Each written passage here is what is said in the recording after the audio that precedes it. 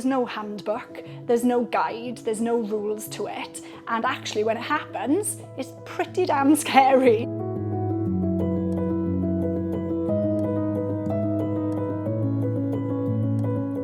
It's a really tough time, isn't it? And I think that you have to be strong, you have to look after yourself, you have to take care of yourself to survive the sleepless nights, maybe the lack of nutrition because we forget to eat as mums, and to be there, to be the best support for your child as you can possibly be. It's like that famous saying, you can't pour from an empty cup. So how can you expect a mum to provide a responsive, loving care towards their child if they themselves have got poor mental health, if they themselves are having thoughts and are not feeling okay? You need to look after the mum so that the mum can have all the strength and develop all these resilience ready to take on the challenge that is parenting.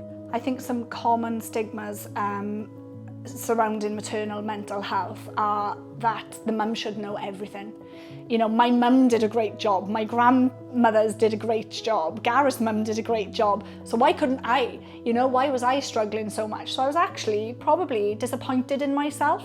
If you're saying you're not okay, people automatically tarnish you with the brush of you're not an okay parent, or if you say the word mental health, people, you know, there's that belief of, oh, well, you're going to be medicated. And that was one of the reasons why it took my time, because I was like, I don't want to be medicated while I'm a little bit sleep deprived and trying to feed a child and trying to juggle everything. So my own emotional and mental well-being was affected, not during pregnancy. It was such a happy, amazing time.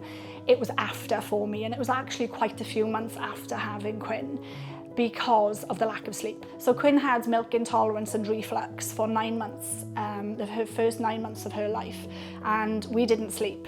You know, my husband was absolutely amazing, and if it wasn't for him, I genuinely don't know where I would have been. It would have been a lot worse. But that lack of sleep, I know, was the trigger to my mental health issues during that time. I had a lovely pregnancy. It was actually so my son was born early.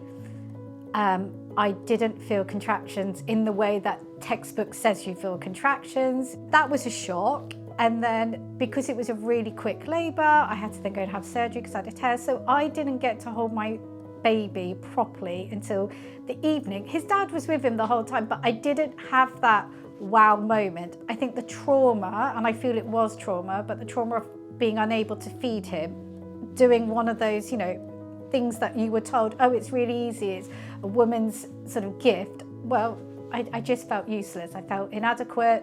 The anxiety came in, intrusive thoughts, and it just, spiraled until people recognised it and I got help. I was even scared to research and Google mental health issues during pregnancy and during motherhood because I was so fearful around being judged, being thought that, you know, that I couldn't do this role, this natural role of a mum, and my child being in danger of being taken off me, if I'm honest, because I had no issue with the bond between me and my child. I just felt awful within myself. I mean, I was wrong. I was completely wrong. But you're fearful, and I think because of that lack of sleep, I mean, your hormones are everywhere. And this little thing, this most precious little thing in your life, the thought of somebody taking that off you or you not being there is just unimaginable. I just didn't feel right. My mum and dad saw it before I did. They said you were more excited about the sun being out and you doing a wash load and showing photos of your wash load and the garden than your own child, and your child was 2 days old. But because no one else, or I didn't know anyone else that was going through what I was going through, I didn't know what I was going through. So I couldn't relate to anyone. But I know I didn't feel right. I know I didn't have joy.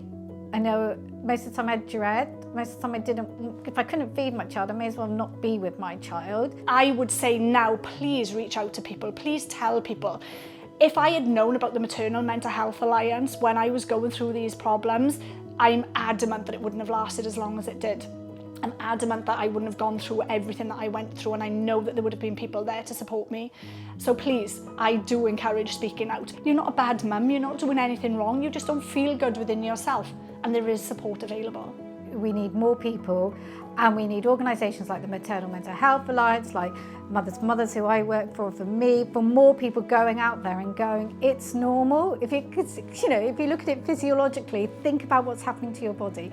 It's so important, and it's so important to address it now, because happy mum will lead to happy children. The first piece of advice I would give is talk. Go out there, be brave, don't suffer in silence, because it will, once you've shared it, like they say, a problem shared is a problem halved. Once you've shared it, you will realise you're not on your own, and actually there are others around there and there is help.